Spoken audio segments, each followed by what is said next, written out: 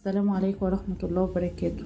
اللهم صل وسلم وبارك على سيدنا محمد وعلى آله وصحبه أجمعين. عاملين ايه؟ حلوين يا رب تكونوا بخير.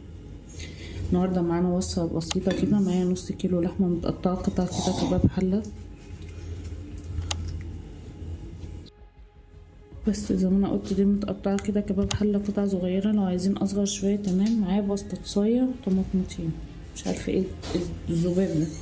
معايا فلفل الوان وفلفل اخضر وبسله بجزر وبصل متقطع كده شرايح رفيعه. والتوابل معانا هتبقى ملح وفلفل وورق لوري بس. طبعا التوابل عايزين تزودوها براحتكم طبعا. قبل ما نبدا كده ما تنسوش تصلوا على سيدنا محمد وتشتركوا في القناه وتفعلوا زر الجرس عشان يوصلكوا كل جديد. وتعالوا نشوف هنعمل ايه. يلا ونبدا الوصفه ونسمي الله. بس كده معايا حله هحط فيها معلقه سمنه بلدي كده كبيره،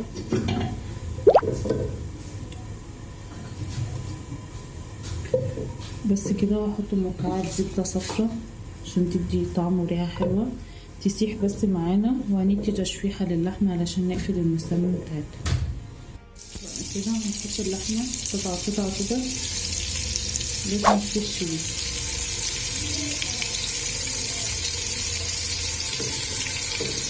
طبعا احلى لحمه لكباب الحله اللي هي بتبقى ملبسه، متبقاش حمرا قوي، بتدي طعم وريحه حلوه قوي للوصفه. طبعا انتوا لو عندكم اي قطع لحمه في البيت قطعوها وتنفع للوصفه دي. اهم حاجه بس ان كل لحمه تستوي على طول. بس انا بحاول بس كده هبعتها عن بعض عشان كلها تاخد الصدمه.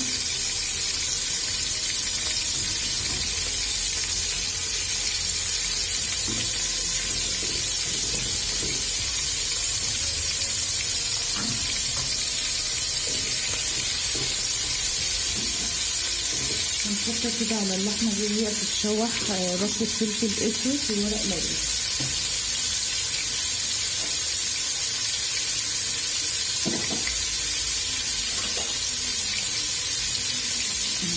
ورق مكعب فلفل اسود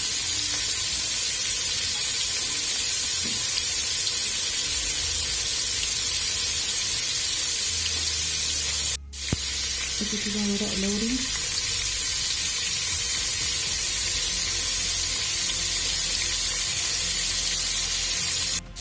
بس كده هديها تشويحة.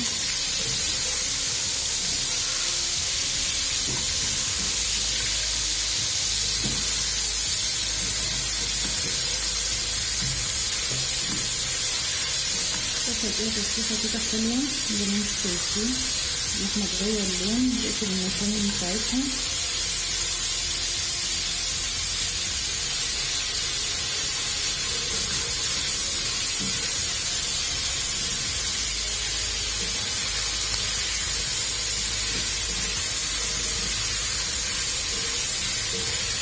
كل ما تاخد لون هتدي طعم وريحة احسن طبعا للوصفة.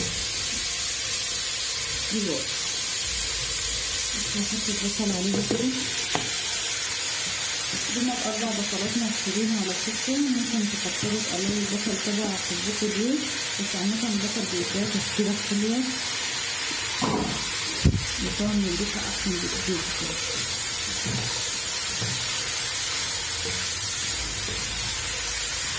فيها تشويحة كده وبعدين نهدي عليهم الماء. بس كده خدت البصل تشويحة حلوة مع اللحمة كده ويقرب ينزل المية. هحط الخضار كمان، هحط الفلفل الالوان والبسلة والجزر واديهم تشويحة حلوة كده. طبعا لو انتوا عايزين تزودوا توابل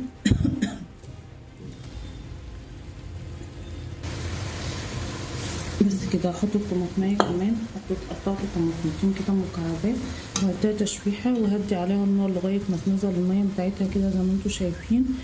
وبعدين لما تقرب تنشف نرجع اوريها لكم تاني.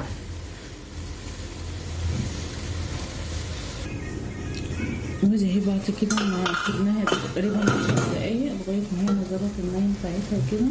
قربت تشربها هزود عليها كوبايه ميه واوطي عليها واسيبها تستوي لغايه ما اللحمه تتفري معانا والبصل يذوب والدنيا تبقى لطيفه. هحط مثلا كوبايه ميه كده لو عايزة تبقى كمان. دي مية مغلية يا جماعة عشان ما تبطئش عملية السوا بتاعت اللحمة. تمام، تحطوا مية مغلية لو اللحمة سخنة هتبقى أفضل لكم بكتير.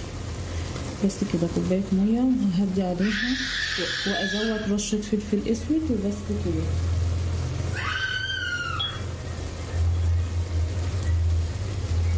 ريحة خطيرة أصلا. بس لو احنا عايزين نحط بهارات حطوا بهارات لحمة تبقى تمام، بس أنا اللحمة بتاعتي حلوة مش محتاجة بهارات بصراحة، ريحة جبارة. تمام، هسيبها وما تقرب تستوي وراها. للأسف أنا نسيت أقيت الإضاءة قلت وراها والإضاءة شغالة. حطيت كوباية المية ورشة فلفل أسود وخلاص. بس كده هدي عليها واسيبها يجي ربع ساعة كده واشوفها واتابع اللحمة بتاعتي اشوفها استوت ولا لا.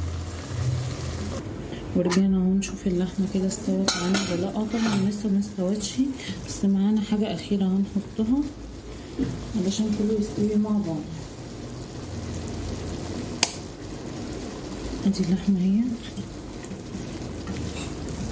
معلش لو الإضاءة مش مظبوطة شوية النور بيقطع وشوية يجي أو كده.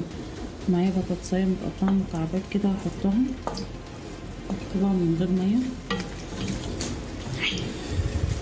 هديها تقليبة كده ونسيبها تستوي. طبعا هبص عليها لو احتاجت مية تانية هحط لها كوباية. وطبعا لو انتوا حابين تزودوا اي خضار انتوا حابينه زودوه. الصوص بتاعها فظيع اصلا، شوربة فظيعة اساسا. هسيبها كده واغطي عليها وارجع لكم لما تستوي. اللحمة هي قربت تنشف، هحط لها كوباية مية كمان علشان لسه مستوتش. كوباية صغيرة كده تكون سخنة برضه، منحطش مية ساقعة احسن ليكوا على فكرة عشان متاخدش سوا كتير. وهسيبها وهدي عليها خالص لغاية بقى ما تستوي براحتها. رجعنا بقى نشوف اللحمة بتاعتنا استوت. حط لها ملح عشان ما حطيتش، ونحط رشة فلفل اسود كمان علشان نظبط التوابل.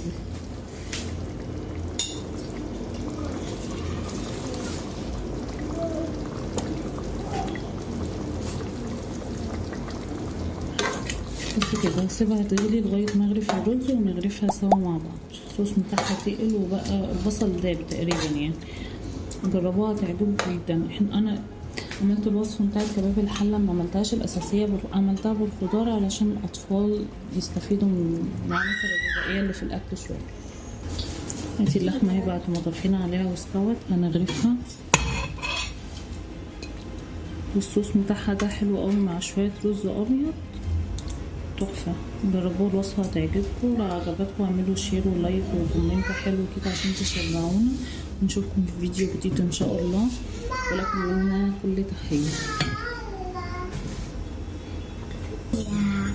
نحط شوية صوص حلوين كده على الرز بقى يبقى احلى طبق ممكن نقدمه بالشكل ده للاطفال.